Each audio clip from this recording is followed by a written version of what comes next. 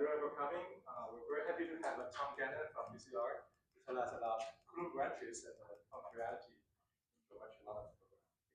Hi, thank you very much for having me. Thank you very much to the organizers for inviting me. Berkeley is a lovely place. I've been here 2 years. I was here 2 years ago. Constantine actually invited me. He taught me some of the stuff that I'm going to tell you about, and I was able to come back with a paper. So I'm very happy to be able to come back. But first, I'm just going to start with some motivation and context for what these Coulomb branches are.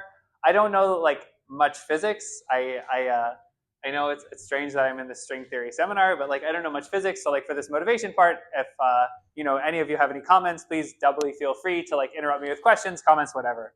Okay, so this is what people tell me about the motivation behind these so-called Coulomb branches. So the starting point here is that in physics we have a notion which I'm going to denote as try and denote as mathfrak J, and this is a so-called 3D n equals 4 supersymmetric gauge theory.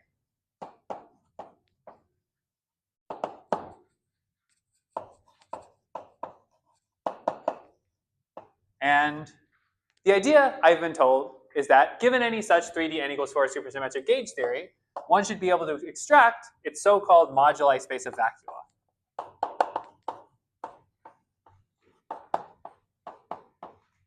Now, this, right now, as I understand it, this full moduli space of vacua of a 3D n equals 4 supersymmetric gauge theory is not on solid mathematical footing, but this is a thing that physicists know exists and sort of know how this space should work. Sort of mathematicians are trying to come from this proof land and trying to extract the interesting mathematics they can from this moduli space of vacua. And from a 3D n equals 4 supersymmetric gauge theory, you get a moduli space of vacua, but there are two spaces associated to, or two, I should say, maybe pieces of these moduli space of vacua that you can say mathematically precise things about. So namely, from a moduli space of vacua, there's two pieces you can schematically make. One is the so-called Higgs branch.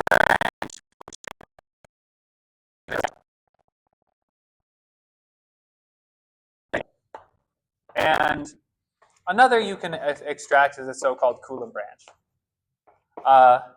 So right now, this is now getting more and more toward solid mathematical footing. At least in certain cases, these notions of Higgs and Coulomb branches have mathematically defined definitions. And more specifically, I know they're defined mathematically in the case where our 3D n equals 4 supersymmetric gauge theory is a so-called gauge. Forget the word for these. It's associated to a complex reductive group in a finite dimensional representation. So the Higgs branch and Coulomb branch, let me say. Yeah, no, not a quiver gauge theory. No, I even when it's not coming from a quiver representation. Oh, okay, great.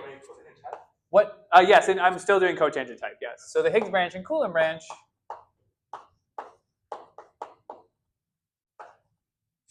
I guess, are defined precisely, and I'll go over both definitions in this talk.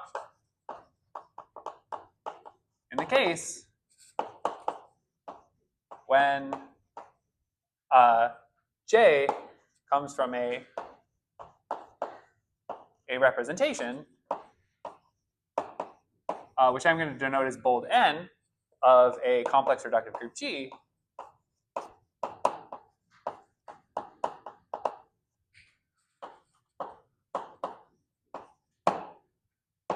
and this is the case I'm going to spend the entirety of the talk focusing on.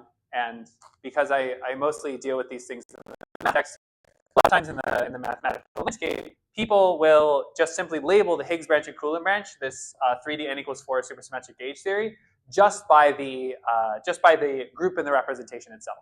So I'll use the notation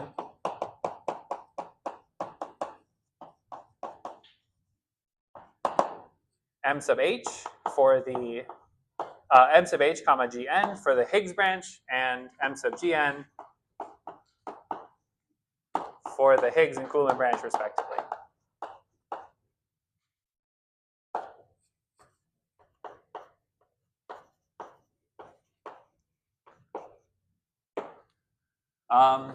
So far I haven't really said much, but now I'm going to talk about things I know a little better, which is sort of the reason mathematicians care about this. And so in roughly 2010, a program emerged, there's something called symplectic duality. And symplectic duality started off as a different kind of slogan, but I think that if it's your first time studying the program of symplectic duality, I think that just defining it in terms of Higgs and Coulomb branches is a good first approximation. So today I'm going to use the following slogan for symplectic duality.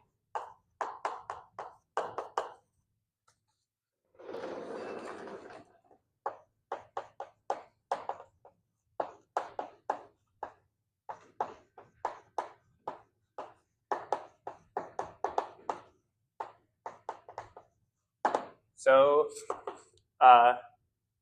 there's a family of interesting conjectures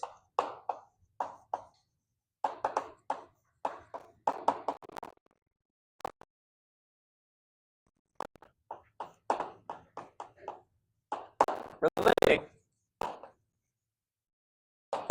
the geometry of the Higgs branch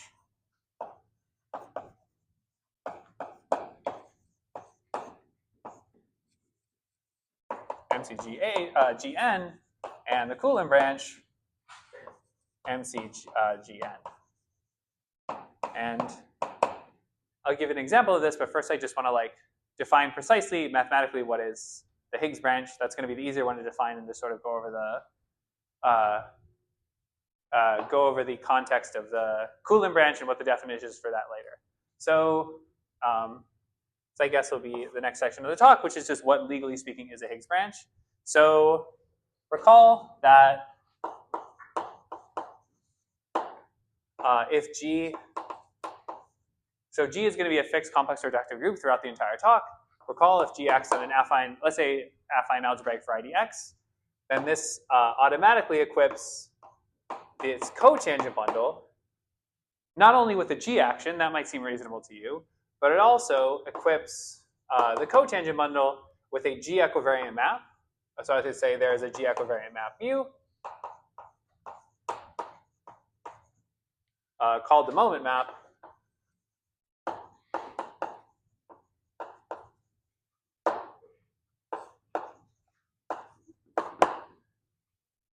And how is this map constructed? Well, to any tangent vector, one can use the action map to make a vector field, a global vector field. The cotangent bundle is a spec of global vector fields. And so we get the map of functions in the other direction. And so we get this induced map called the moment map. The Higgs branch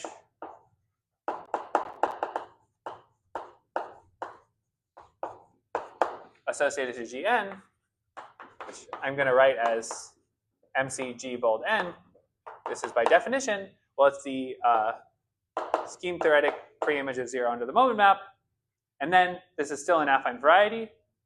Sorry, this is for where mu now is the moment map for n. So mu is our map from T star bold n down to frac G star. And it's the preimage of 0 under the moment map. And then we take the affine scheme whose ring of functions is the G invariant functions on the inverse image of 0.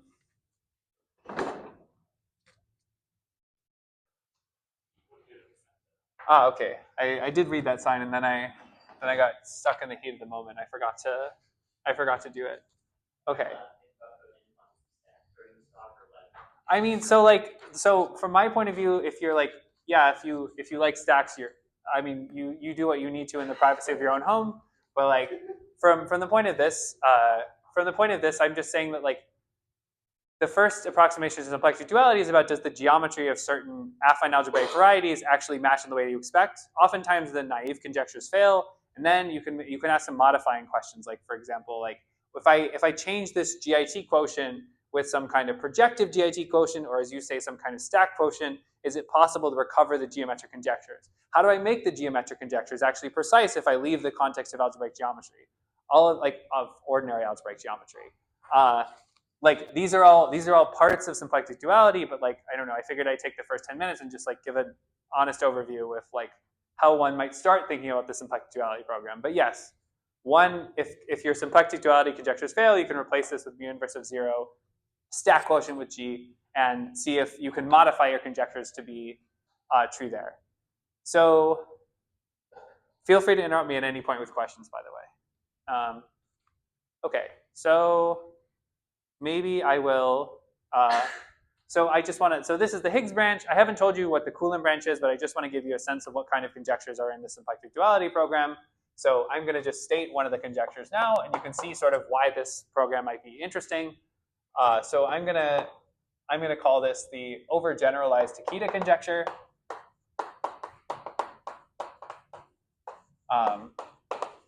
And this word overgeneralized is just what I was mentioning to you earlier, that oftentimes in symplectic duality, not every single duality statement you can make by swapping Higgs and Coulomb branch will actually be true as is. You might need to make more additional assumptions.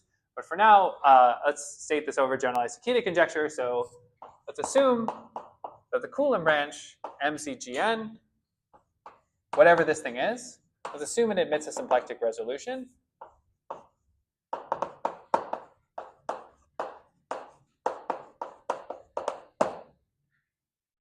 Maybe I will define this out loud.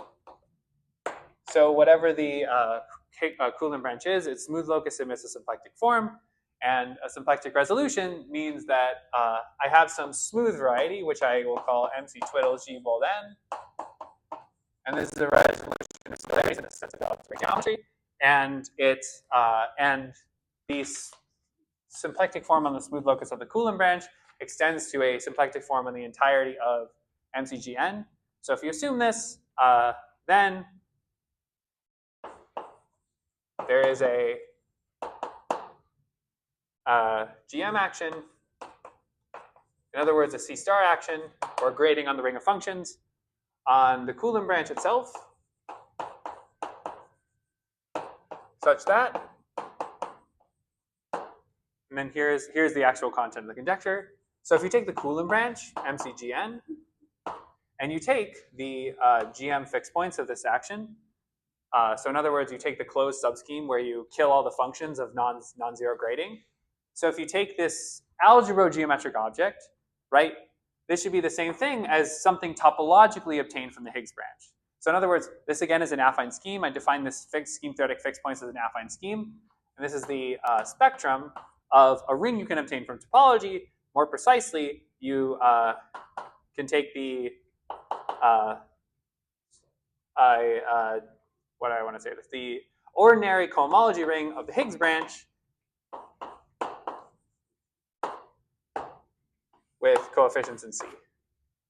So I have some slight mismatchings of Higgs and Coulomb, so I'm going to erase where I need to say Higgs and Coulomb correctly. So the Coulomb should go here, and I want to assume that the Higgs branch emits a symplectic resolution. So in other words, if you have a symplectic resolution, you can find some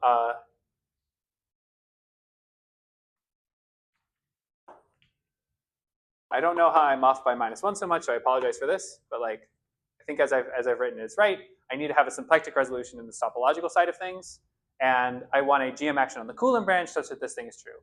So this is not really going to be like the primary focus of our talk. I just want to say like why mathematicians want to try to access this schematic picture. As I understand, comes from physics, from the bottom of from the foundational points. The reason is that you can actually find interesting mathematical conjectures that relate this Higgs and Coulomb branch. And one of them that doesn't involve any categories, for example, is this so-called overgeneralized Takeda conjecture. I have, yes? Should I interpret this as something that tells me about Higgs branches or something that tells me about Coulomb branches? So I think neither of these things will tell you about the full Higgs branch or full Coulomb branch. I think that people see the content of the statement as I've presented it, whereas there are these two a priori very different algebraic varieties. So for example, the Higgs and Coulomb branch don't have to have the same dimension or anything like that.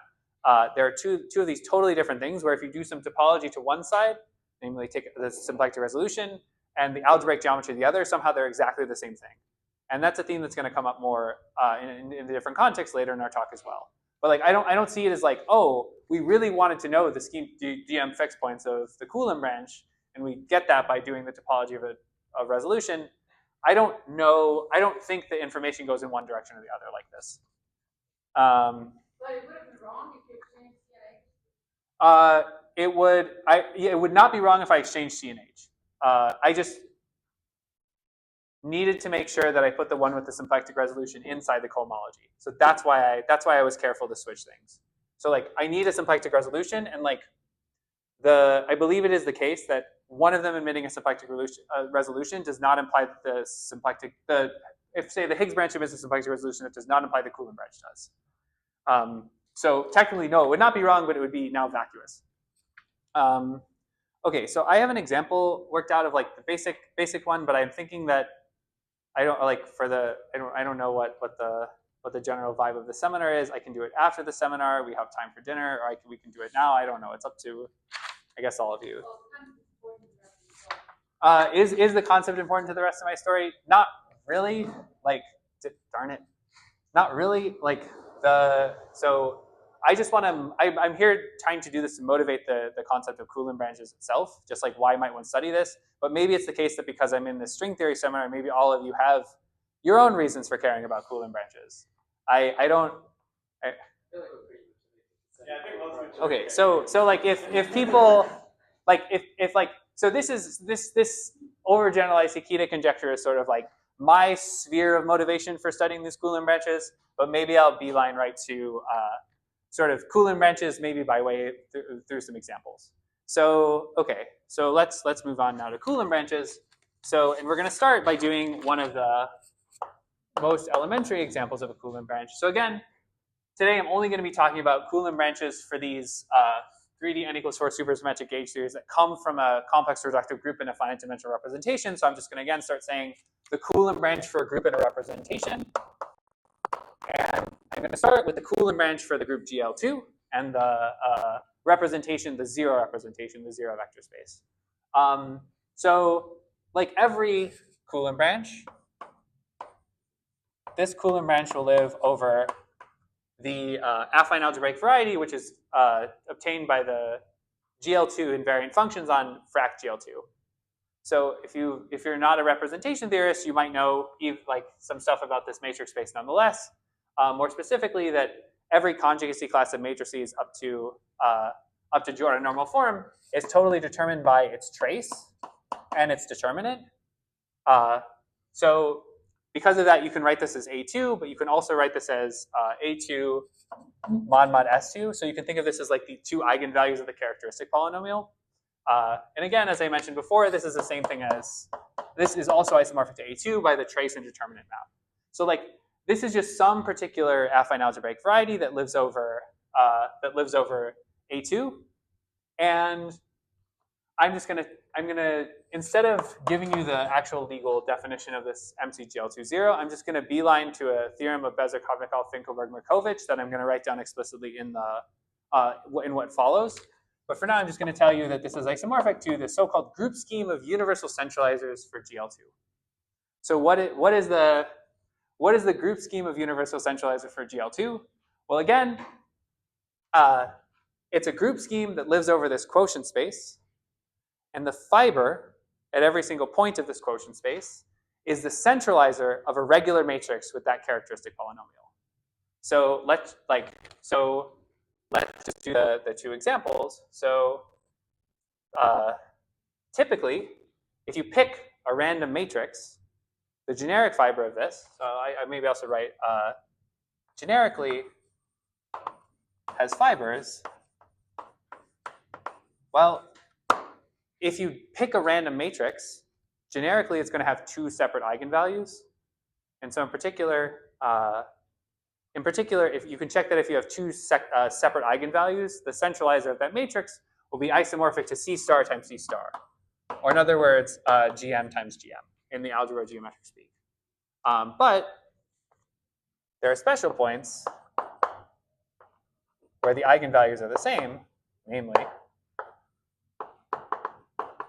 maybe I should say a certain point. Sorry, at the certain points where the two eigenvalues are the same, at this certain point, well, you can check that just by hand, the centralizer of the matrix will have some additive component to it, right? So in this case, the certain points, the fiber will be GM times GA. So that GM comes from the center of like matrices, is just diagonal matrices, and then this GA is just something you can compute. So like this is, so the intuition I want you to get from this Coulomb branch stuff is like, generically, the fiber is isomorphic to GM times GM. Specifically, but at special points, this fiber can vary. Yes? Is this GM bundle an equivariant Springer?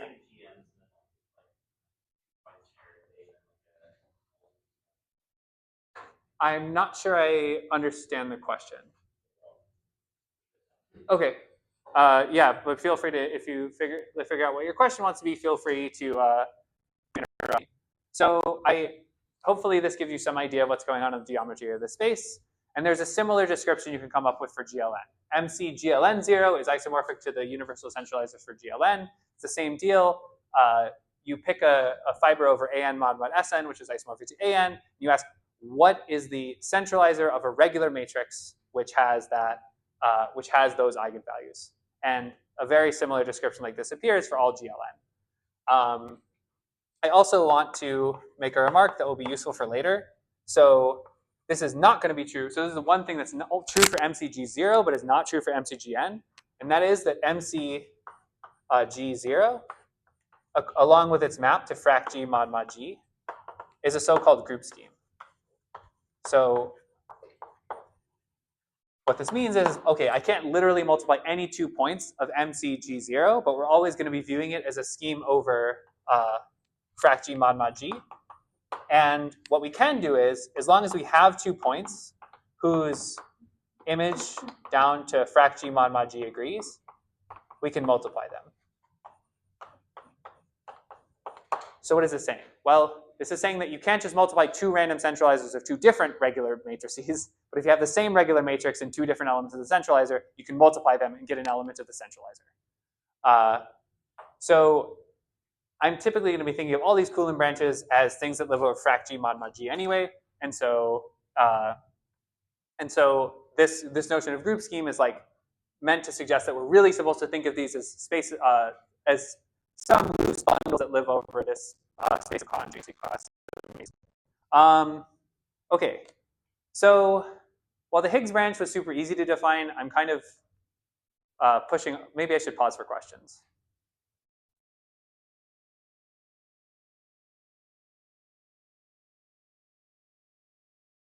Okay. Oh yeah.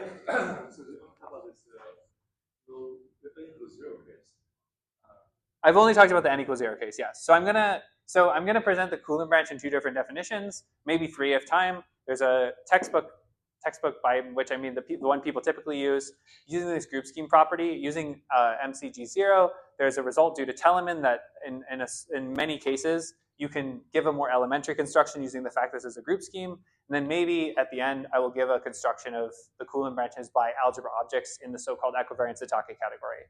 So yeah, I've just given you the definition of MCG0. I'm first going to tell you all the properties of Coulomb branches and why you might care about them, and then I'll sort of hint at how one might give the full legal definition of the Coulomb branch a la Braverman-Finkelberg-Nakajima.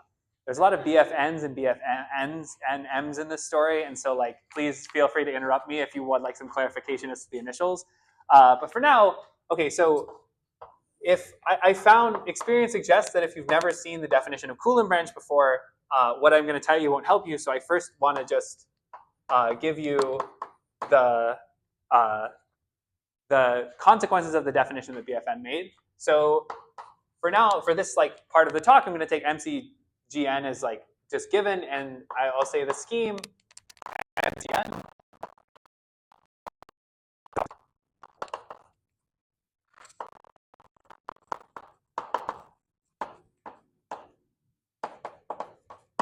So MCGN now, so is a normal affine. So a priori, MCGN is defined as some spec of some ring, but this ring is normal, and it's also a variety. In other words, the ring of functions is finally generated on this Coulomb branch. 2, there's a flat map.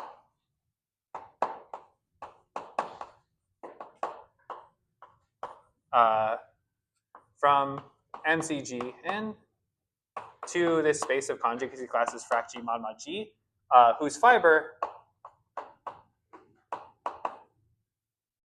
are generically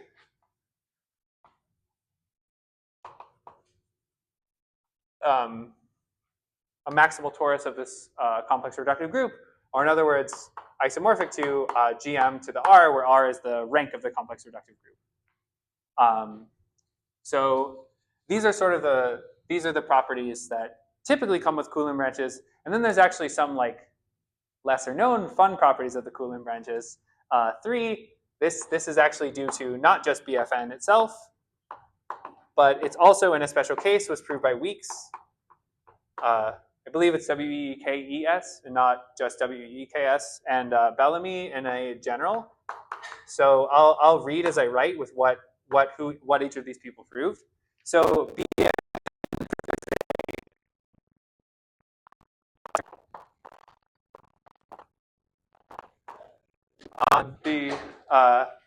on the ring of functions on the Coulomb branch MCG0, sorry MCGN, and for which the smooth locus, for which the restriction to MCG and smooth is symplectic.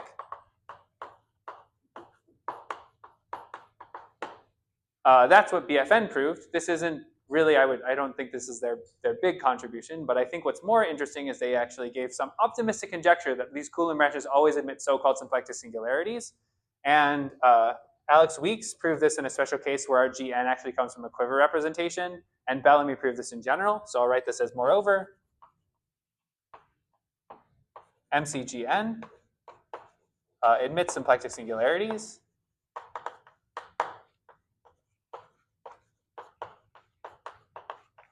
In the sense of Bouville. So in other words, it's a normal affine variety such that for some equivalently any resolution of singularities, the symplectic form of the smooth locus at the base extends to a 2 form on the thing that you resolve, not necessarily a symplectic form. I can say more about a specific example we have where even in Coulomb branches you don't get a symplectic resolution, but like this admits symplectic singularities in the sense of Bouville. By the way, if you don't know what the symplectic singularities term means, but you do like symplectic stuff, a consequence of a paper of Coulomb says that while this MCGN is not smooth in general, its smooth locus has a symplectic form, and you can play the following game. Take the smooth locus, delete the smooth locus. It turns out you get finitely many irreducible components. Delete those. I'm sorry, and on every irreducible component, you now get a symplectic form induced. Delete those. This terminates in finite time. So in particular, by a result of collating, MCGN admits finitely many so-called symplectic leaves. Or I should say a stratification by finitely many symplectic leaves.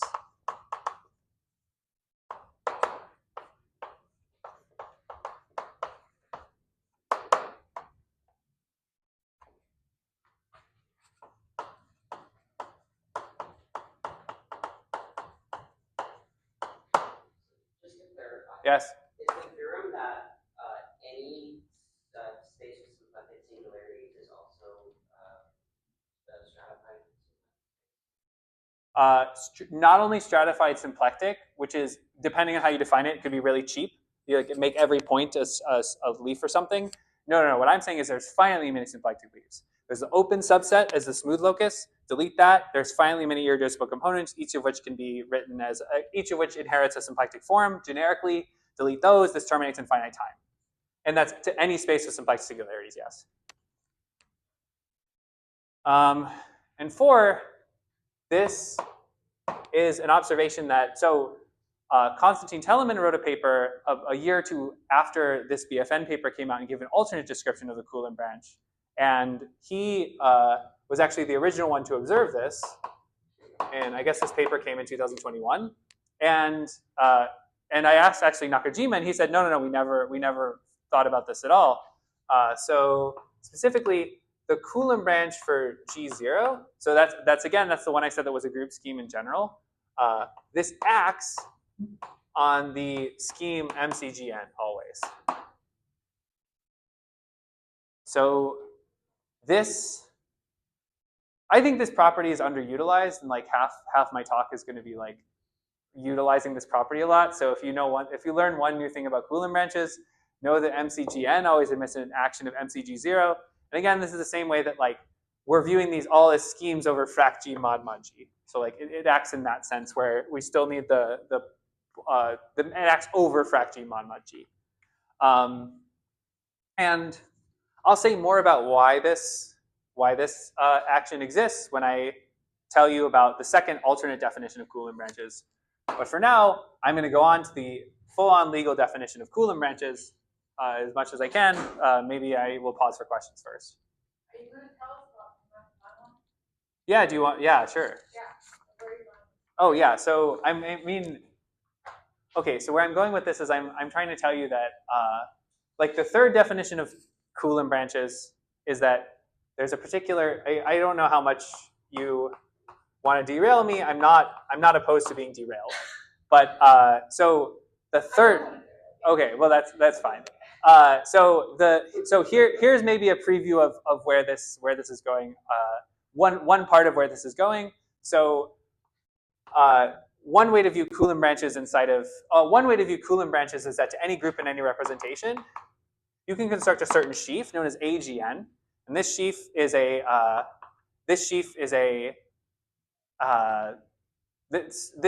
some sheaf whose equivariant cohomology lands in like cohomology of point modules. And so this is the description that's happening on the so-called A side of geometric Langlands, or the topological side of geometric Langlands.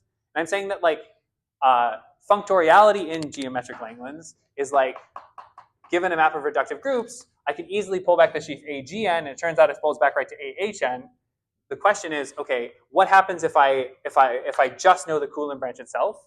But where does geometric Langlands come into this? Well, conceptually speaking, first, there's a theorem called the derived geometric Satake equivalence, which says that this category is roughly equivalent to the category of Q code G star G weak. So in other words, this is like, as I've written it, this is an abelian category, but this is the approximately equal to.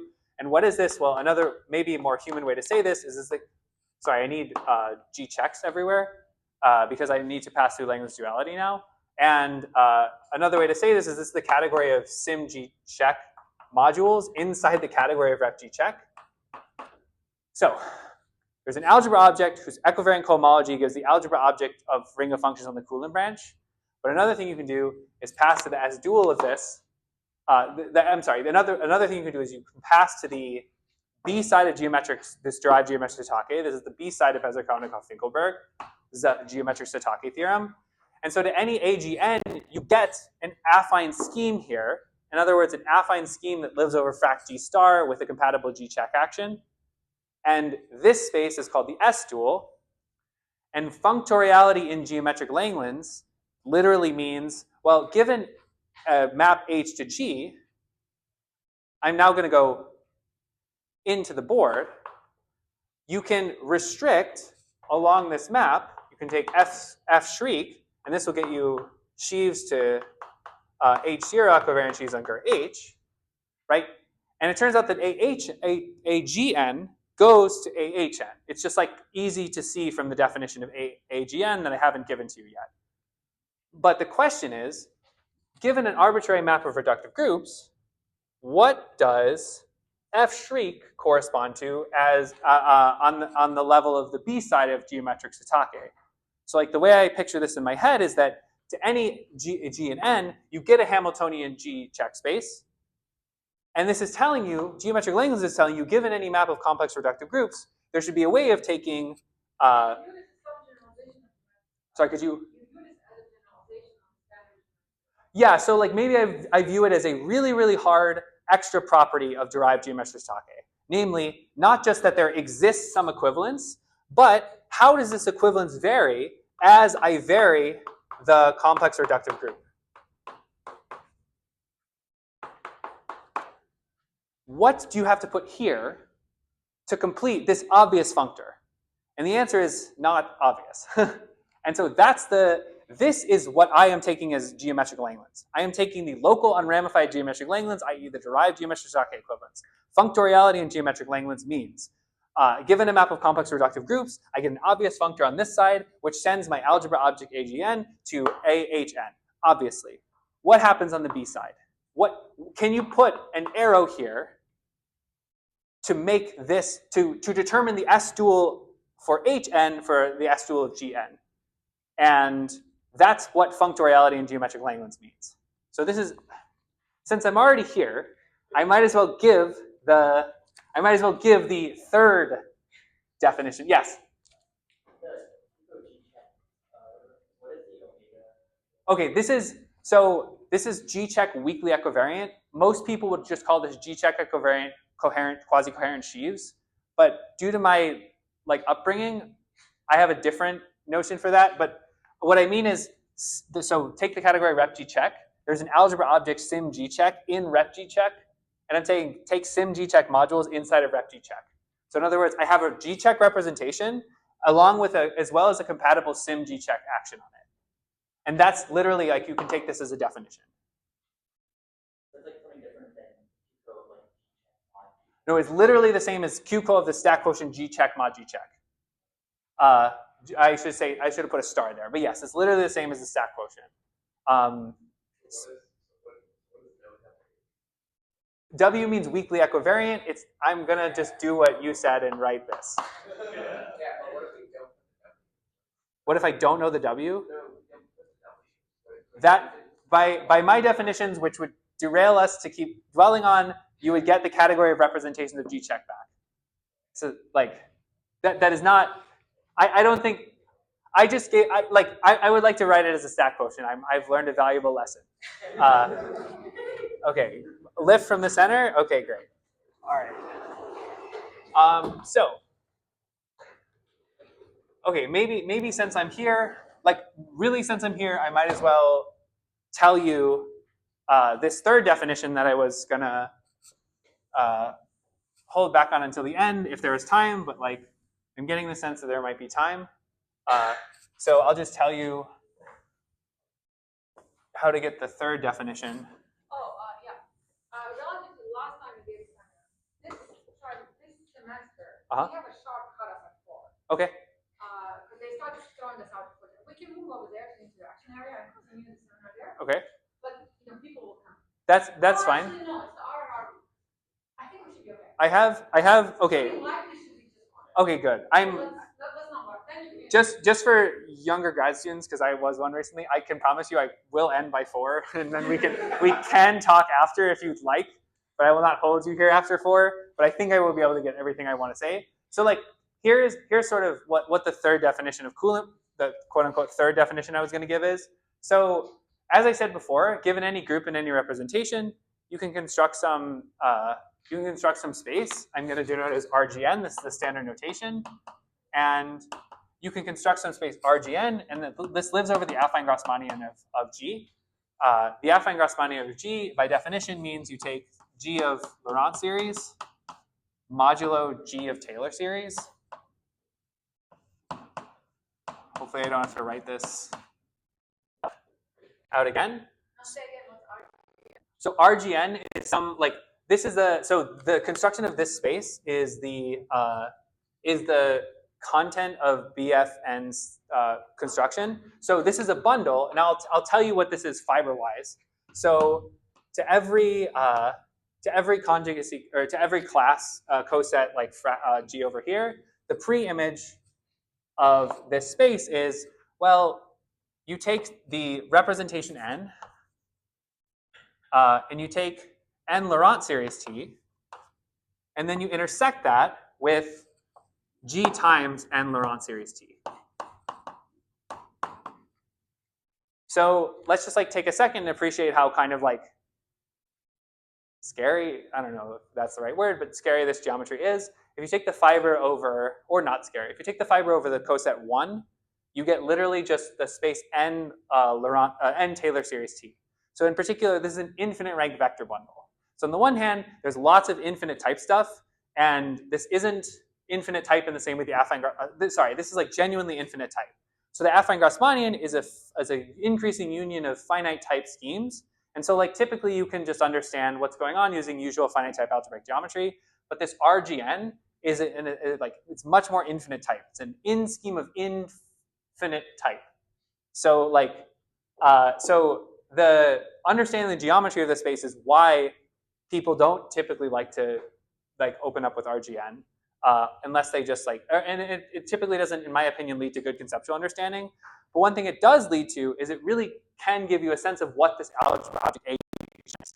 Once you believe that an object RGN admits a dualizing complex, and you believe that there's a push forward functor to the affine Grassmannian, like let me call this map pi. Pi star of the dualizing complex for RGN, which is will give you a certain sheaf on Gurgi, Gurgi equivariant sheaves, geo-equivariant sheaves on Gurgi, and this sheaf is AGN. So I think of this object as somehow like having latent potential to be the Coulomb branch. What do you have to do to get the Coulomb branch? You have to take equivariant cohomology of this sheaf. So this is an algebra object.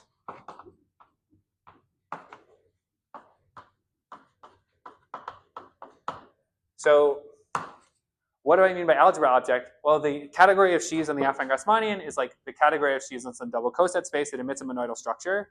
And an algebra object in a monoidal category is like exactly what you think, meaning that you have some kind of algebra map AGN star AGN to AGN.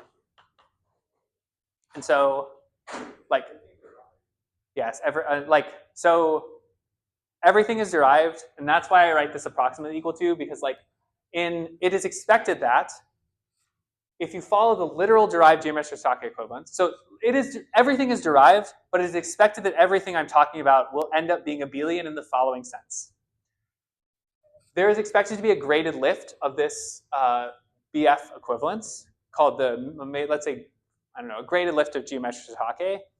The algebra object here will correspond to a genuinely derived algebra object here, but it turns out that if you regrade in a specific prescribed way, the algebra object here will go to an algebra object here.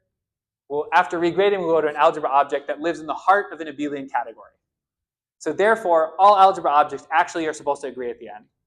Because of this, so a graded lift of this geometric Sake equivalence, in the sense that I need it, is not known.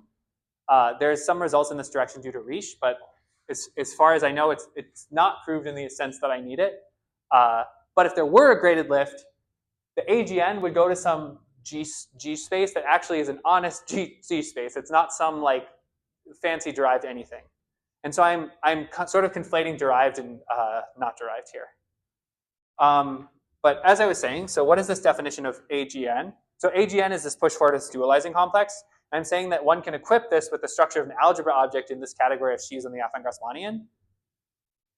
I'm also saying that the cohomology functor, the equivariant cohomology functor, is a monoidal functor. Monoidal functors preserve algebra objects. Therefore, if you take the equivariant cohomology of AGN, you get some algebra object in H star G point mod. And I claim that this is exactly the ring of functions on the Coulomb branch. This perspective can tell you why the Coulomb branch naturally lives over equivariant cohomology of a point modules, because like an algebra object in commutative ring modules is the same thing as an affine scheme over spec of this thing. So this is the perspective from ring objects, and while I'm here at the last part of my talk in the first half of it, I can tell you what like the so-called S dual of a AGN is. So again, as I said before, AGN is some algebra object in this category of sheaves. Apply derived geometric Satake, and you do this regrading procedure, and you end up in the heart of some T structure. And so in particular, I get a ring object in this category of sim-G check modules and rep-G check. That's the same thing as some G check space living over frac G check star, and that's the so-called S dual. So while I'm here, and because you've kind of like the floodgates have opened or something, there's one compatibility that's pretty well known with derived geometric Shiitake. Specifically, if I again take this sheaves on the affine Grassmannian Gurji, and I take the equivariant cohomology. Again, I land in H star G a point mod. This is a monoidal functor. I need to find a monoidal functor from Q G star mod G that matches this. And the answer is restriction to a so-called Coulomb slice. Thank you. Yes. So if I restrict to the Coulomb slice, I land in QCO G check star mod G check, and these are equivalent. And the theorem of derived geometric Shiitake is that this diagram commutes as long as you're careful about derived versus abelian. So like technically speaking, this is a derived ring, this is an ordinary scheme, but after this regrading, the thing will literally commute on the nose. Yes? So it turns out that the Coulomb slice is not a choice in the following sense. If you do, so to do derived geometric Shiitake, as an input, you need abelian geometric Shiitake. Abelian geometric Shiitake starts with a complex reductive group and returns a pinned reductive group. So not only do you have a reductive group G check, you also know who is the Borel B check, who's the maximal torus T check, and more data that completely pins down the Coulomb slice. So it's like, I should say maybe the Coulomb slice, meaning the one that your pinning told you to pick.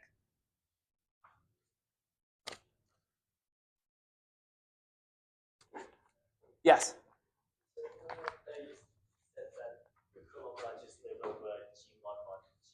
Yes. Yes. So there's a result known as the Chevalier restriction theorem that says that G. Now I'm being really careful with what is a dual and what is not.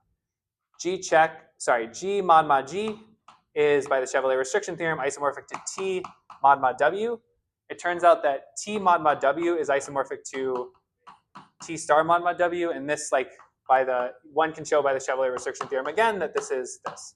So all of these things are the same. All the base of this is invariant on the Langlands duality.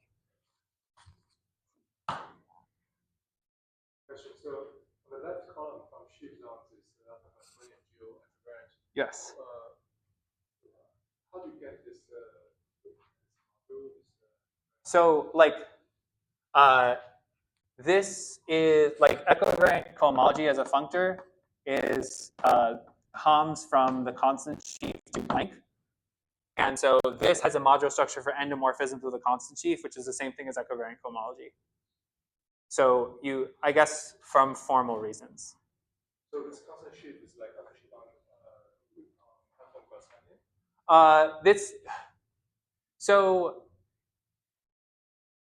it depends on, so I mentioned that GER-G is an increasing union of actual schemes, and I'm being a little bit not careful about how I'm defining this category. But let me say it like this. This category is the increasing union, or more precisely incompletion, of GER-G less than equal to lambdas.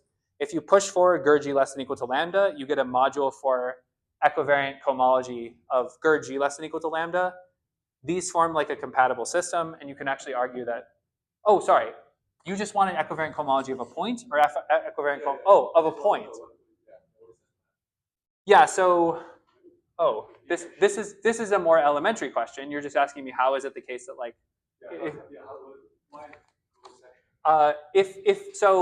one way to say this is that equivariant cohomology is the same thing as push forward, and so I'm mapping to the geo-equivariant sheaves on a point, and then there is just a functor called equivariant cohomology. I don't think I can give a good description of why it should be the case that this thing emits a equivariant cohomology a point module structure, but I'm just saying that if you push forward anything in this category, you push it forward, it emits a H star BG module structure. Why is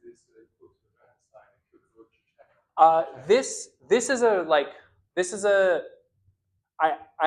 isn't a genuine answer, but it's a result in classical theory that the equivariant cohomology of a point is anything Weil group equivariant cohomology of the T-equivariant cohomology of a point. This is just a bunch of copies of circles. So H star T is like known. It's sim. I need to be kind of careful. I think I mean to say sim T star W, and I might be off by a star and no star. It's right. Okay, great. So the difference between the top and the bottom is, so this is why I don't like the stack quotient. I would like to just think of the first category as sim G modules inside of rep G check, but the second one is just some closed subscheme of G star. So like what I actually am thinking of is like if I'm working in like SL2 or SL2 star, this has a closed subscheme of the cosine slice, things that look like this. And I take something in SL2 and I literally just restrict it to the closed subscheme.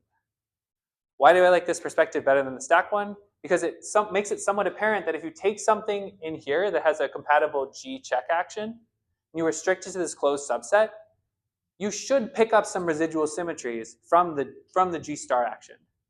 And the residual symmetries are precisely this group scheme of universal centralizers. So I'm not derailed, I'm just reordered, which is actually good. This is like, it's more fun because I think you people are.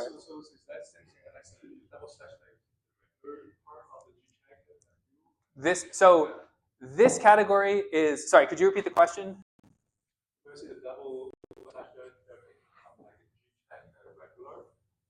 That is somewhat close to, so when I say like for any affine scheme X with an action of an algebraic group H, what I mean is that this is the affine scheme whose ring of functions is this.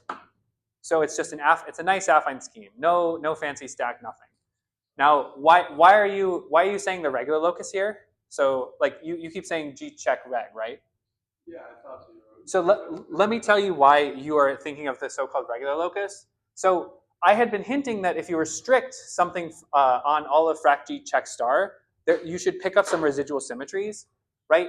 And it turns out that the residual symmetries you pick up are the category of representations of the centralizer of the cosine slice, JG check, right?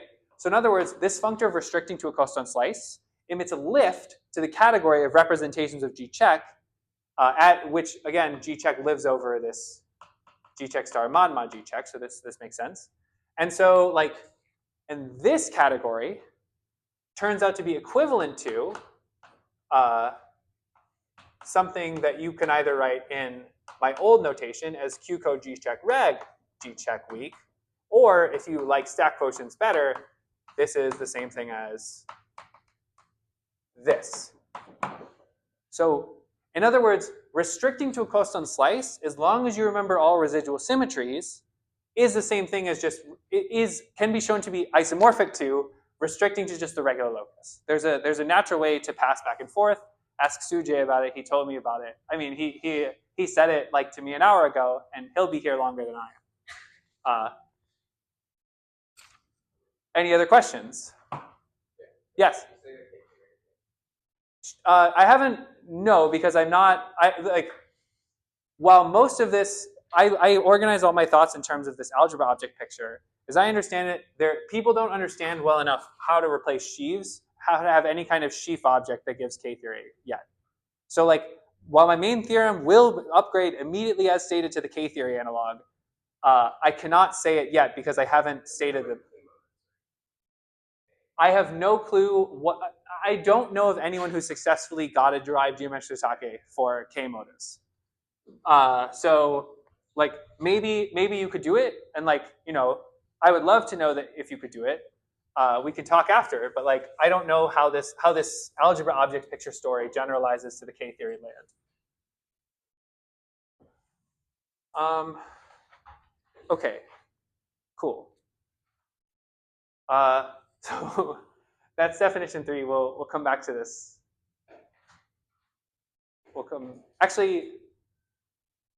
Yeah, we'll come back to this in a bit.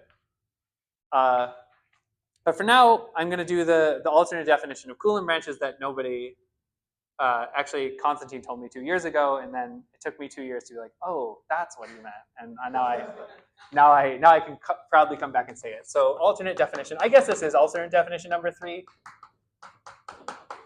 Because I gave you 2 closely related but alternate definitions. So so now this definition is not going to hold. It's not going to work for any Coulomb branch, but it's going to work for like most Coulomb branches. I'll tell you what exact assumptions you need. But like first, I just want to mention that I told you that the Coulomb branch is generically isomorphic to GM to the R. There's a more canonical way to say this, which is that like it's a result of Braverman-Finkelberg-Nakajima in 2002 that the following 2 things hold. So one, I want to just like put on solid footing that MCG0 is totally understood. So namely, MCG0 is, which by definition means the Zariski spectrum of the G equivariant Borel-Moore homology of Gur-G is isomorphic to the centralizer of a constant slice for G check. This is point 1. So notice this is a generalization of my example up here, but I'm now just saying that there's actually was Langlands duality involved the whole time. It's just that GLN is Langlands self-dual, so you wouldn't necessarily see it from this picture. And point 2 is that there is a canonical birational map from, and now I need to make sure I'm getting this in the right order, mod out. Okay, so this is the right way. If you take the cotangent bundle of the dual torus mod the Weil group, you get a map from MCG0 to this space. So there's a map, and this map is generically an isomorphism. So fibers of this will over G mod G, which is isomorphic to T mod W.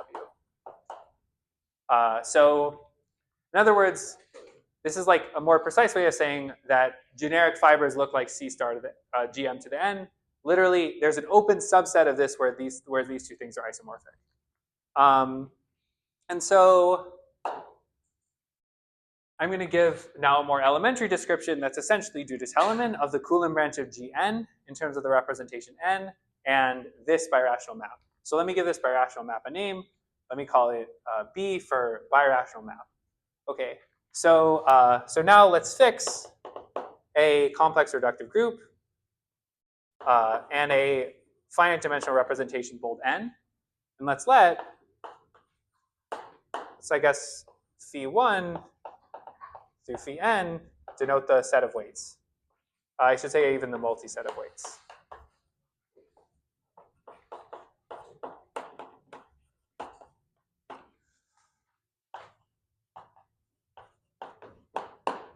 Okay, so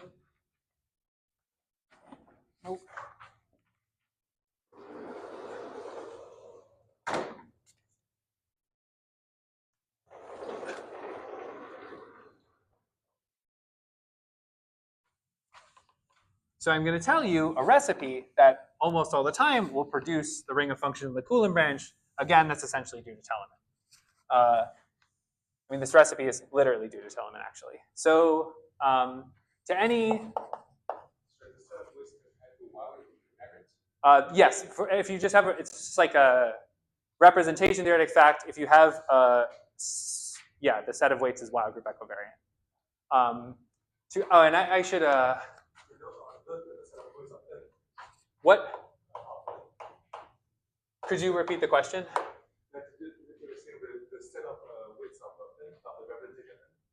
The set of weights are not open. I maybe didn't hear the question. Yeah, phi are the weights of n. Thank you. Of bold n. Yes, thank you. Okay, so to any non-zero phi inside of the character lattice of the torus. So we can do the following game. We can view like d phi at the identity as a map from the torus to A1. because because this is non-zero, it intersects A1 mod 0 like generically, sorry, not like non-trivially. And so we can identify this with GM. A1 minus 0 is just GM. And there's a, you can view phi as a co-character of the dual torus. Yeah, I said that right. Okay. So now we can combine all of these. So I'm going to call this the, like, there's kind of a funny name for it in our paper, but like, I'm just going to call this map, like, I don't know, nothing. But like this gives a map, this gives rise to a map from frac t to t check. And namely, it's just like, take an element, okay, maybe I'll give that the name, I'll call it h of phi. And I'll take x to the product over all weights, non-zero weights, of h of phi of x. And so I'm taking like this set of maps, and so I can use this, and I can get a map that I'm going to call now epsilon sub representation, because this only depends on the representation. This is a birational map from t check times t frac t to itself. So I'll write like a dotted line for birational map. Sorry, this is also a birational map, because again, this map is only defined on the places where this character factors through the non-zero part. And the map is, it sends a element like, how do I want to call this? I don't know, a comma x to a times epsilon n of x, comma x. And this is now a birational endomorphism of the cotangent bundle of the dual torus. So this is t star t check. This is also t star t check. And so I just like, I constructed for you, so like in more like zoomed out terms, if I have a multi-set of weights, non-zero weights for our finite dimensional representation, for each weight I can follow my nose and make a birational map from frac t to t check, I can multiply them all together and get a birational map from the cotangent bundle of the torus, dual torus to itself. And now because, please go on. So, a bunch of Yes. Yes, I multiply them all. and the what? So so this induces a birational map from t star t check to itself. And therefore, because we know, yeah, but now I can use this to construct a map from t check times t frac t to itself by just this formula. Like this, I claim this is definitely a well-defined map. Like take an element of dual torus, take an element of Lie algebra, multiply the two elements in torus, and keep the same Lie algebra part the same.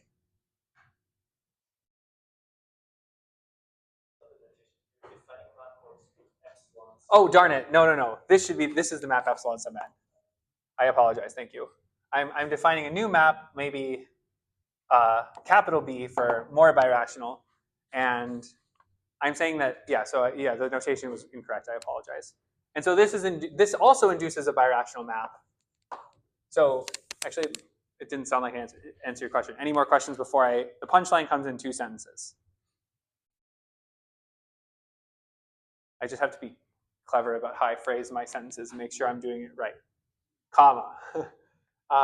Because we have a birational map from the dual torus, sorry, first this map is wild group equivariant, so we get a map B mod W to T star T check mod W to itself. And earlier I told you there's a birational map from MC group scheme of universal centralized for G. So because these are birational maps, and this is a birational map, I therefore get a birational map B twiddle. And then the theorem is, which is again largely due to Teleman, like essentially due to Teleman, but we looked through his proof and we found like one small place that you can weaken the hypothesis a little bit.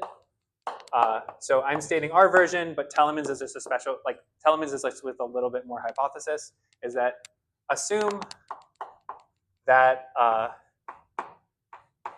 like a condition, namely, what's the condition? Well, I can't have any weights be negative rational multiples of each other. So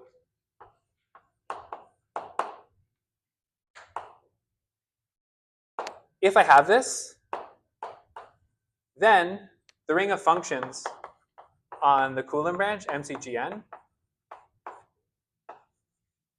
is equal to the subring of functions on MCG0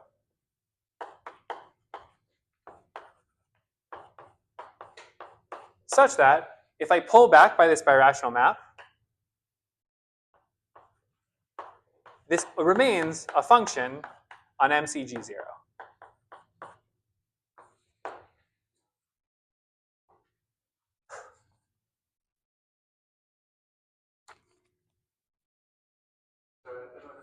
Huh? What's the assumption? No I is not equal to something. So, like, if I have two different weights, then the weights cannot be negative rational multiples of each other. There are certain representations for which that these are like they're never. Yes, it is possible. There exist many representations for which no weight is a negative multiple of the other. So, like for example, this is the actual case Teleman worked with. Assume that you don't just have a group G, but your group G is presented as G prime times GM for G prime, another reductive group. And assume GM acts by scaling, right? If GM acts by scaling, then a negative weight of that would be, okay, great. Anyone else?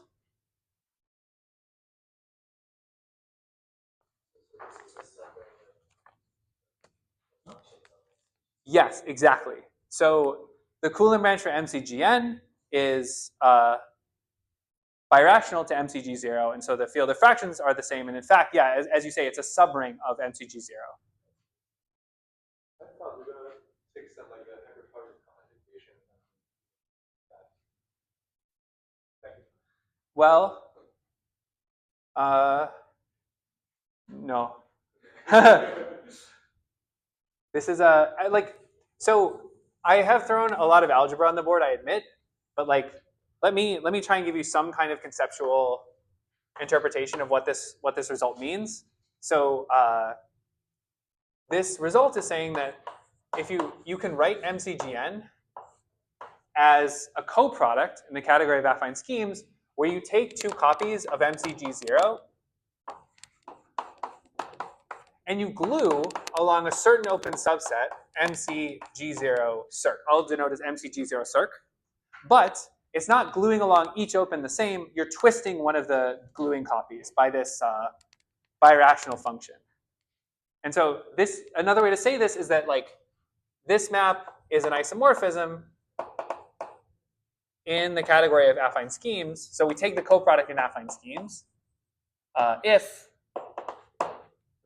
we have this condition star is satisfied.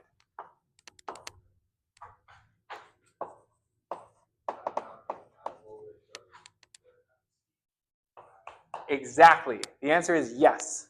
So I will write this on the board. So moreover, this map is compatible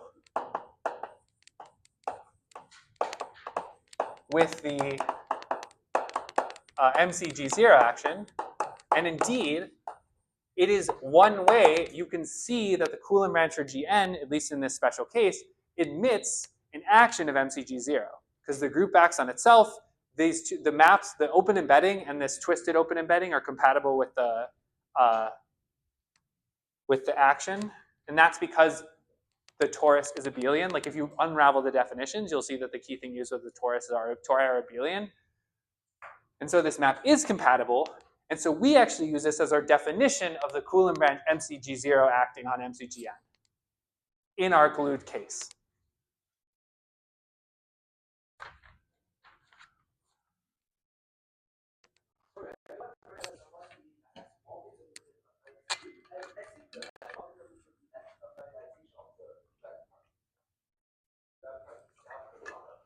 So let me say it like this.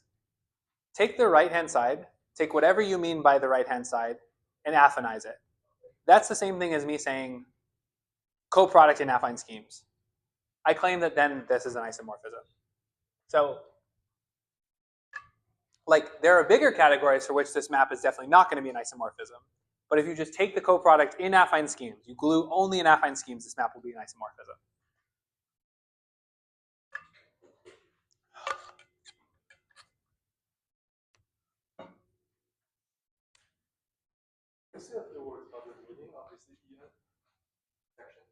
I would like to defer this one to Constantine, who who wrote this map.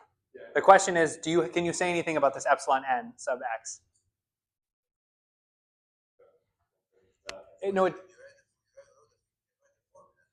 Yeah. I know the formula.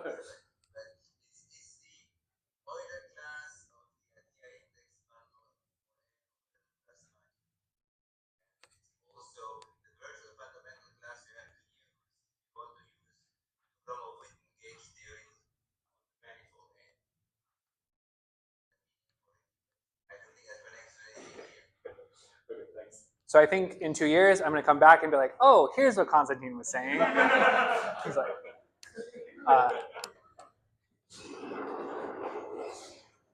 but okay. So with this setup, thank you for your input, by the way. For this setup, we have enough to get to a section where we state our first theorem. So, what is our first theorem? Well, again, as I've been saying, what we're doing is functoriality of Coulomb branches, which roughly speaking is, so let's fix a map F from H to G of complex reductive groups. And let's fix a representation G to GL bold n, finite dimensional representation n. So the philosophy of functoriality of Coulomb branches is that all the information from G and n should totally determine all the information of H and n. That philosophy is definitely not due to us. It's used, for example, in the construction of Coulomb branches of non-cotangent type. But we have a particular instantiation of this philosophy that we think is computable, like you can actually compute stuff with. And I'll give you examples of stuff we've actually computed stuff with in a sec. But for now, I just want to say, like, what do I mean to say that the Coulomb branch for G and n totally determines the Coulomb branch of H and n? So let's find out. So observe. So this part won't use the representation. So observe that the Coulomb branch. Observe that there is a functoriality of affine Grassmannians. Specifically, if I take the HO equivariant cohomology, Borel-Moore homology of Gur H, again, this is the ring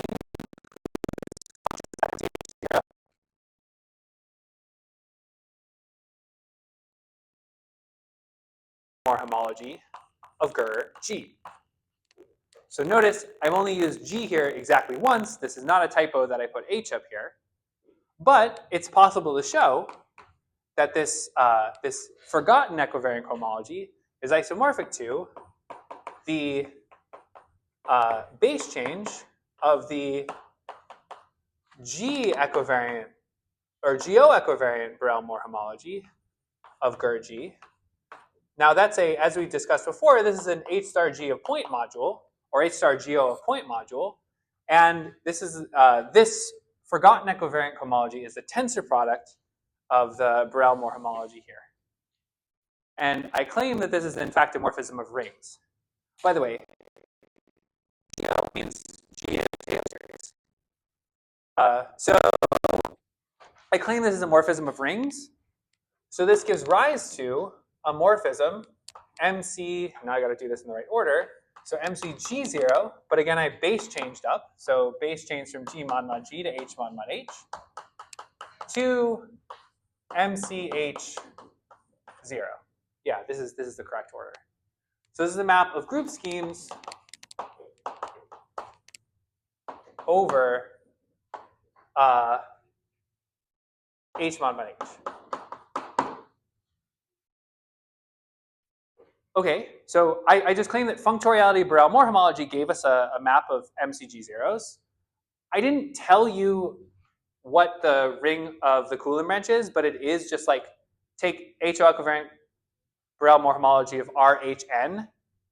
And so I claim that there just exists a similar map where I replace everywhere I see a 0 here with a bold n. So there exists a similar map. Now I'm going to leave a lot of space for like this next part, but there exists, again, a similar map where I replace all of the zeros with n's. So namely, there exists a similar map MCGN, base change to G mod mod G, H mod mod H, to MCHN. And notice that both of these objects here, both of these objects in this new map, admit an action of this weakest possible group scheme, this base change MCG0, right? Notice that one of, like from the MCHN, well, it even has a stronger action, but both of them admit an action of MCG0 base change, and this is equivariant for the action of the group scheme base change MCG0 times G mod mod G up to H mod mod H, equivariant. So now this is a general, this is a relative version of a general algebra principle. Because this has a better group action, this gives rise to a map MC, better meaning like further down this map. Let's here's the general setup for finite groups. Assume you have a map x to y, x1 to x2, and x1 admits an f1 action, and x2 admits an f2 action, and assume you have an f1 equivariant map. So this is like an undergrad algebra setup. If you have, and x2 admits an f2 action. So this map is now f1 equivariant, and so what you can do is you can make a new map f1 times x2, x1 to x2. That takes like f2 comma x1 to just like, I don't know, f2 dot x1. But the point is this map is f1 equivariant, where f1 acts by the group morphism on the left, on this side, and on the x1 on the right. And the point is this is an isomorphism. Sorry, that is not true in general, but this is going to be a main theorem in this case. But there is such an induced map. It's like by general algebra principles. And in the same way, we're going to get an induced map here. So in other words, I'm going to take this map and I'm going to induce it up. So this is MCGN times over G mod mod G, H mod mod H. And I'm going to induce this up. So in other words, over H mod mod H, I take the group scheme I had before. So this is MCGN times over G mod mod G with H mod mod H. And then I'm going to write the better group, MCH0. This is my analog of F2 here. And there's an induced map here from, to MCHN. Now, as I've written it, there's a lot of clutter here, for sure. Did I write something wrong? Thank you. This is good. This is good. It means also someone's following. So yeah, so there's a lot of clutter here, but like you see that there's a times H mod mod H over times H mod mod H. It turns out like all of these, so to speak, cancel, and you can show that this is isomorphic to MCH0 times over frac G mod mod G times over MCG0 times over times MCGN. So we get a map from this kind of induced map to this Coulomb branch, MCHN. The superscript means the analog of the balance product here. So the superscript means that I'm quotienting by F2 phi of F1 comma X1 equals F2 comma F1 times X1.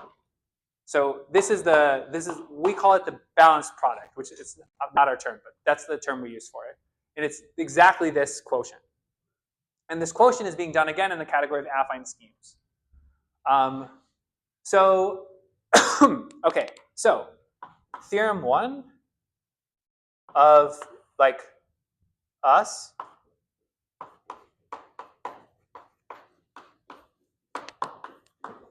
is that, well, we use Constantine's description of the Coulomb branch in an essential way. So we're going to need to have an analog of our assumption that no weight is a negative rational multiple of another weight. But we need some condition on the map. So I'm just going to black box it, and people can ask me after. So I'm going to say assume F is gluable. And I'll give you examples of maps that are gluable in a sec, like later in the talk, just to convince you that I'm not doing any weasel words. Like this is not just a tautological theorem or something. So assume F is gluable, then this map is an iso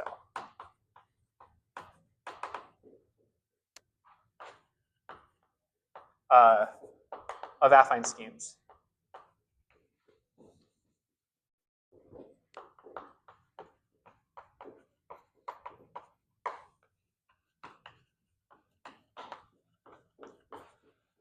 So in other words, the Coulomb branch for the group further to the left, H, is completely determined by the Coulomb branch for G, as long with the residual symmetries that have to be there. This is our big theorem. In my opinion, it's a bit like of a word salad, but I'm going to derive more concrete consequences of this main theorem. But I just wanted to tell you, since we had 2 hours, this is where my head is at. Like, if you have a map of reductive groups, G to H, H to G, you have a representation of G. Then the Coulomb branch for G and N completely determines the Coulomb branch for H and N, so long as you satisfy these gluability hypotheses. Now, we do not expect this gluability hypothesis to be necessary. We expect this map to just be an isomorphism in general, but Constantine's gluing description of the Coulomb branch is not true in general. So we have to we need different methods to prove this. Yes.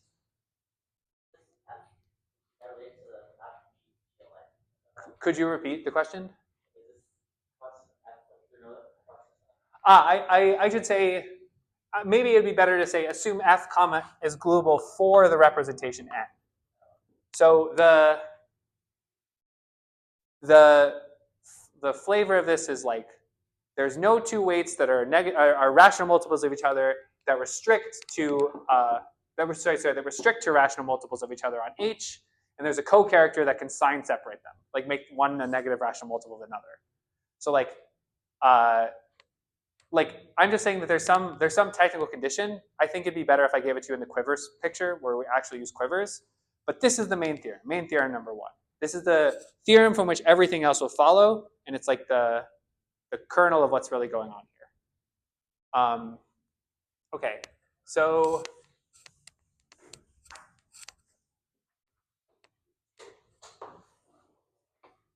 okay, cool.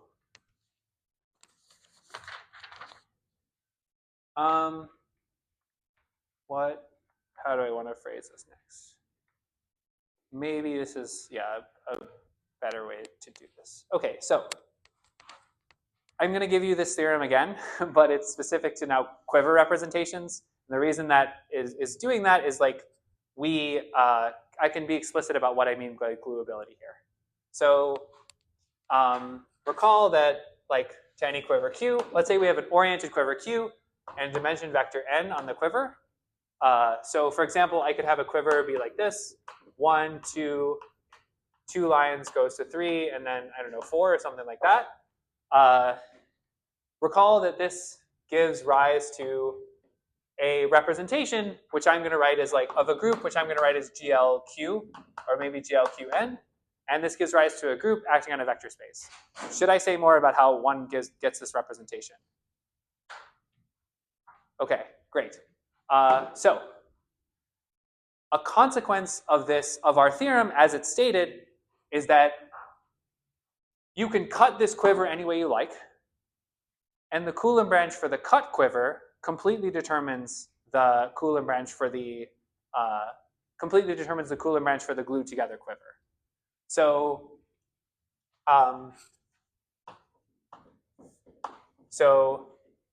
definition: a dismemberment of a quiver Q. Oh, sorry. Maybe I'll actually do an example. So what I do is I look at my quiver. I pick the vertices I would like to split off, and I split them off. So I'm going to give you, this is an example of a dismemberment of a quiver. So you have 1, 2, 2, 2 arrows to 3, and 3 to 4. So this now quiver with 3 connected components is a dismemberment of this quiver.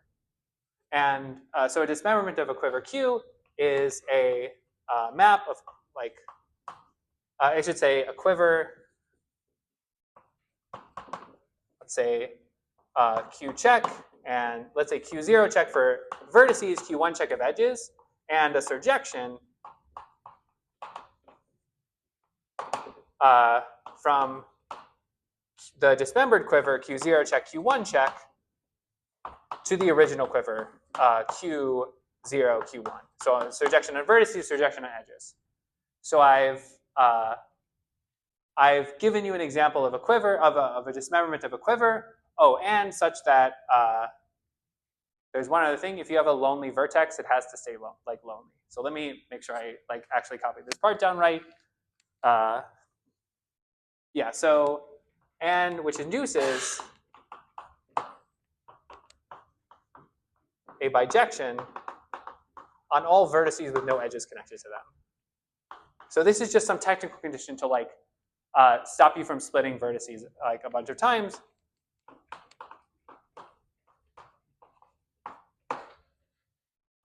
No edges. So here's what I'm trying to lead to. Here's sort of the punchline. These are the dimension vectors, and they have to stay the same. The numbers are the dimension vectors. So maybe it was a bad. Better. So first of all,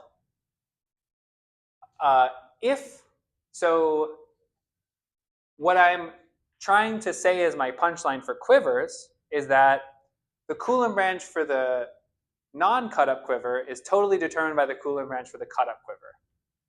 If I literally, so actually that is the punchline for quiver representations.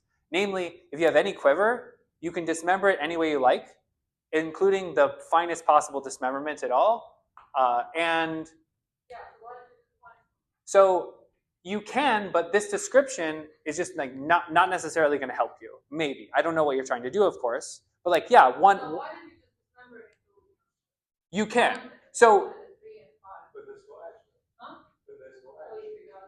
Wait, there still is an action of the group you want, but the description of this description, you will get a description like this.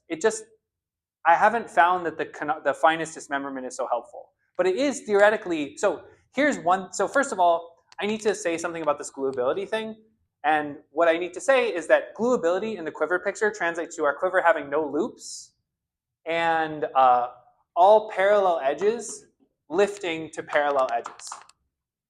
So those are the two technical conditions that gluability translates to in the quiver case. So now the theorem is, if you have a quiver and you pick a dismemberment such that there are no loops and all parallel edges lift to all parallel edges, the Coulomb branches of the dismembered quiver totally determines the Coulomb branch of the original in the way I say here. To answer your question, why not do the finest possible dismemberment? You can.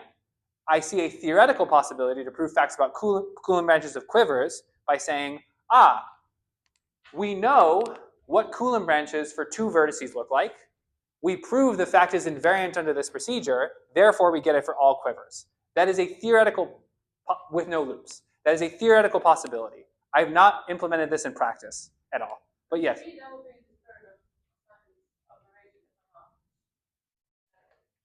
That is a fair observation. You can also use this in other ways with less violent dismemberments. Yes.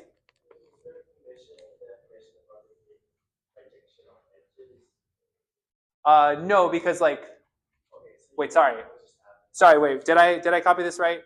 Let me make sure I wrote this down right, because Oh yeah, sorry, this is a bijection on edges. So Q check like, so yeah, this would be a bijection on edges. Yeah, so we're cutting at vertices. Okay. So it's like you can't have a covering of your quiver where the edges are pure constant. Right, exactly. You can't miss an edge. Right, you cannot just, yes, exactly. Well, no, Mina is saying, I believe, why don't you just cut at every single quiver, at every single vertex? You can. Yeah, that is what I did, yeah. But it's also possible, for example, to take a quiver like this. Here's the quiver. Some of you know this quiver. It's the quiver for the more Tachikawa variety, it turns out, for SL4. And you can only cut at this, this 3 vertex, and then you get 3 1, 2, 3s. This is a perfectly fine dismemberment. And this says that the Coulomb wrench for this, which you know, totally determines the Coulomb wrench for the more Tachikawa variety, which you might not have known. So this is an example where you might not have dismembered everywhere. For example, if you start with the type AN quiver, or you can cut to get AN quivers, you might say, oh, I know lots about Coulomb wrenches of type AN quivers.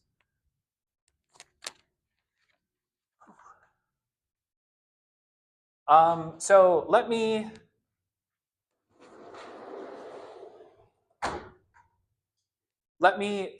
just verbally again say, in the same way that like this theorem translates in the quiver description to a Coulomb branch of a quiver is completely determined by a Coulomb branch of dismemberment of a quiver, so long as there's no loops and all parallel edges lift up parallel edges in the quiver. If you could remove the gluability hypothesis in progress, you could just say all quivers. Okay. I have 2 more things to say, and I will end at 4. So, but maybe I should pause for questions. Yes? Is this easy to understand if everything is a torus? What? Oh, okay. What's up? Is this easy to understand if everything is a torus? Yes. Yes. Like, is it known before this? It was probably known. Yeah, it was known. So this this algebra objects picture, sheaves on a GUR of a torus is easy to work with because the derived geometry of Sake equivalence is like pretty easy to prove there, and therefore everything can be computed very directly because GUR T is just a bunch of points, or at the reduced scheme level anyway. Okay, so another attempt to convince you that this gluability hypothesis is not nothing, I want to tell you about how we use it to prove that certain varieties that appear in geometric representation theory are also Coulomb branches. So I'm going to give you a quick crash course. My collaborator, Harold Williams, spoke on this space I'm going to tell you about 2 years ago. So I assume you all remember everything. But like, let me just like give you sort of a crash course in a space I really like. So given a complex reductive group G, you can take a quotient by a maximal unipotent radical over Borel. And this variety is so-called quasi-affine, meaning the affinization map from G mod U to spec of functions on G mod U bar, on G mod U, which I'm going to define as G mod U bar, is an open embedding. So like there's a canonical partial compactification of G mod U where U is actually, it turns out to be any unipotent group. Yes, sure. You don't have to keep the triple node. You mean this example? Yeah, right. I can cut here in 3 different ways. Yeah, and then the But you don't need to keep like the 2. The triple node piece, you don't need separate. You don't need to know the Coulomb branch separate. You don't need to know the Coulomb branch of 1, 2, and 2, 3 separately, for example. No, I mean the 2, 3, the 2, 2, 2, 3. The guy around the triple node. Sorry, are we on this one? Yes. Okay, we're on this one? Yeah. And you're saying, so I'm saying if you know the Coulomb branch of this thing, which is determined by the Coulomb branch of these 3 pieces separately. But isn't there a new phenomenon coming together because of that triple node? Because the middle guy talks to everybody? There, Oh no, it's the same. in theory, you might have thought there was a new phenomenon, but yeah, okay. Sorry. So anyway, if it turns out if U is any unipotent group, G mod U is quasi-affine, so this thing is an open embedding. So like you can think that like for any G mod U, there's a canonical partial compactification. So for example, if you take SL2 mod the unipotent radical over Borel, i.e. strictly upper triangular matrices, you can check that this is isomorphic to like xy such that xy is not equal to 0, 0. And this is an open sub. So this is C2 throw away 0. Its affinization is C2. If you take SL3 mod U, you could use some representation theory to get that this is like the set of A, B, C, X, Y, Z, such that AX plus BY plus CZ is 0. And the both triples, A, B, C, and X, Y, Z, are not 0, 0, 0. So just like, what is the affine closure? You literally just remove, like representation theory will give you this embedding. You erase the fact that these are zeros. It turns out that G mod U itself and G mod U bar are easy to work with. You can understand them using representation theory. But here's an example of Carter, which is also quasi-affine variety. So the so-called universal hyperkähler implosion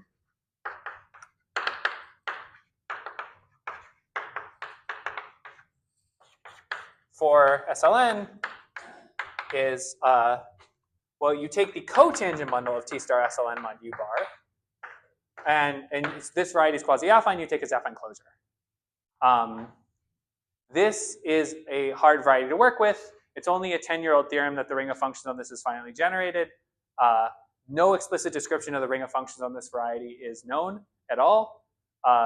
Nonetheless, you could study this using Coulomb, like you could study this in the SLN case as a Coulomb branch. So this is a theorem that me and Harold Williams proved, and Harold told you about 2 years ago. And this says that if you take T star SLN mod U bar, this is isomorphic to the Coulomb branch of the following quiver. So you almost have a type AN quiver, except that instead of writing N here, you explode, so to speak, with N1s. Sorry, I should write, well, I'm going to do the GLN version so that I can be totally correct. There's an SLN variant that's easy to explain. I can in questions if you want. But like, I just want to convey the sense of how does this new theorem recover the old theorem you heard about in theory 2 years ago? Well, I said take the AN quiver, right? The AN quiver is a representation of like GL1 times GL2 minus GLN. That's what the AN quiver is. But if you forget the AN quiver to just be a representation of GL1 times GL2 times ... times GLN minus 1 times GL1 to the n, in other words, in the last factor, you restrict to this, to just diagonal matrices, you get a representation that's isomorphic to this funny new quiver. Right?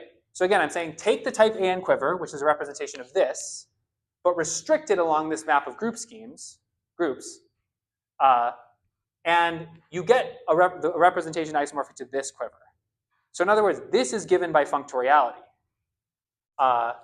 This Coulomb branch, which is known because it's a type AN quiver, totally determines this Coulomb branch. So our functoriality result gives an alternate proof of this thing you heard about 2 years ago. Yes? I understand how the right-hand side navigate. How does the left-hand side navigate? That is a good question. This passes through Langlands duality. I can tell you more about it after the talk. That's a good question. Like, in fact, in the question you're asking is a main theorem of a paper of Ginzburg and Kazjan, and in the Levy case, which I'll tell you about in a sec, that's like a separate theorem I proved earlier, anticipating that this kind of result should be true.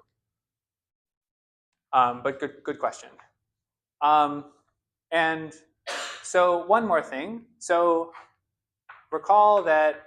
So I'm just going to give you one more So this proved a conjecture of Dancer, Hanani, Kirwan, and then in a follow-up paper, Bouget, Dancer, Grimminger, Hanani, and Kirwan proposed an analog where I replace U, the unipotent radical of a Borel, with UP, the unipotent radical of a parabolic. So let's just do like 2 minutes on parabolic subgroups. Recall a parabolic subgroup of GLN is given by an ordered partition N.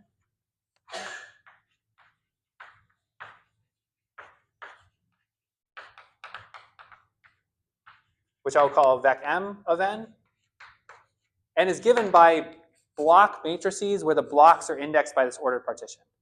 And UP, its unipotent radical, is strictly block upper triangular matrices.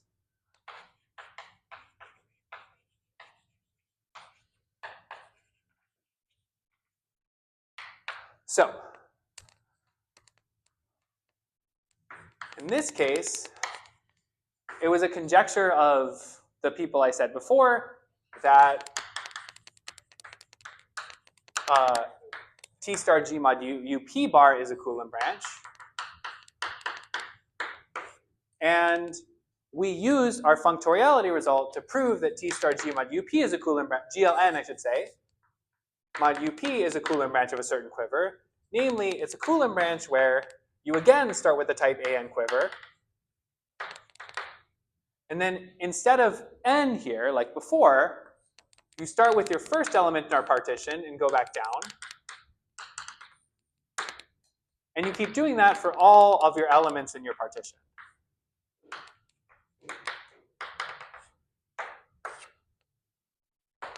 So, one thing that already is like maybe not for this audience, I don't know, but is novel about this result, it was not known that the functions on this thing are finally generated. But because it's a Coulomb branch, you proved it. Like another thing is that I keep saying that a parabolic subgroup is indexed by an ordered partition, but this quiver, like Coulomb branches of a quiver, don't depend on how you write the quiver. In other words, the Coulomb branch only depends on the unordered part of the partition. So this affinization of T star GLN mod UP only depends on the unordered partition. And we prove this by using like some kind of functoriality result. Like we took this quiver, cut it on these vertices here, and then you get like a bunch of type AN quivers, and you can glue them together using a previous result of mine that I proved last summer. And that's it. If you stick around for after the talk or whatever post talk, we made a conjecture. It's gone. The derived geometric Take stuff is gone. We made a conjecture about whether the S dual is determined by its Coulomb branch. Victor Ginzburg proved it, or at least posted a preprint claiming it a few months ago. So I can tell you a little bit more about that, but I'm basically done. So I appreciate you having me. Thank you for sticking out the 2 hours.